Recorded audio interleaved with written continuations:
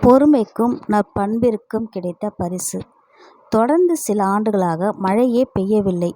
அந்த ஊரில் கடும் பஞ்சம் நிலவியது. மக்கள் பசியால் வாடினர். நல்ல உள்ளம் படைத்த செல்வந்தர் ஒருவரிடம் அந்த ஊர் மக்கள் சென்றனர். ஐயா, பெரியவர்களாகிய நாங்கள் எப்படியோ பசியை பொறுத்து கொள்கிறோம். சிறுவர் சிறுமியர்கள் என்ன செய்வர்? இந்த நிலையில் நீங்கள் கட்டாயம் உதவி செய்ய வேண்டும் என்று வேண்டினர்.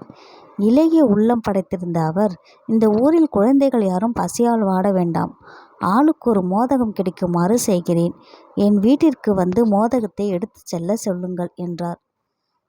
மாளிகை திரும்பிய அவர் தன் வேலைக்காரனை அழைத்தார். இந்த ஊரில் உள்ள குழந்தைகளின் எண்ணிக்கையை கணக்கெடுத்துக்கொள்.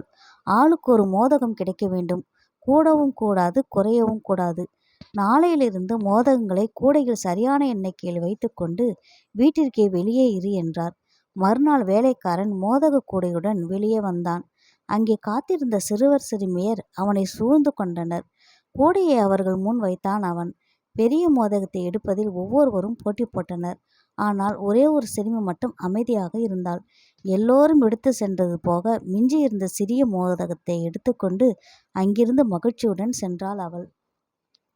இப்படியே தொடர்ந்து 4 நாட்கள் நிகழ்ந்தது. எல்லாவற்றையும் கவனித்துக் கொண்டிருந்தார் செல்வந்தர்.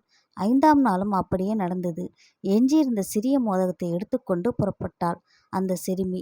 தன் வீட்டிற்கு வந்தவள் தன் தாயிடம் அதை தந்தாள். அந்த மோதகத்தை பிய்த்தாள் தாய். அதற்குள் இருந்து ஒரு தங்க காசு கீழே விழுந்தது. அந்த தங்க காசை எடுத்துக்கொண்டு செல்வந்தரின் வீட்டிற்கு வந்தாள் சிறுமி. ஐயா, இது உங்கள் தங்க காசு. ரொட்டிக்குள் இருந்தது, பெற்றுக்கொள்ளுங்கள் என்றாள் அவள்.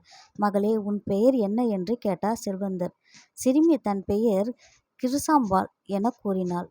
மகளே, உன் பொறுமைக்கும் நற்பண்பிற்கும் நான் அளித்த பரிசே இந்த தங்க காசு. மகிழ்ச்சியுடன் இதை எடுத்துக்கொண்டு வீட்டிற்கு செல் என்றார் செல்வந்தர்.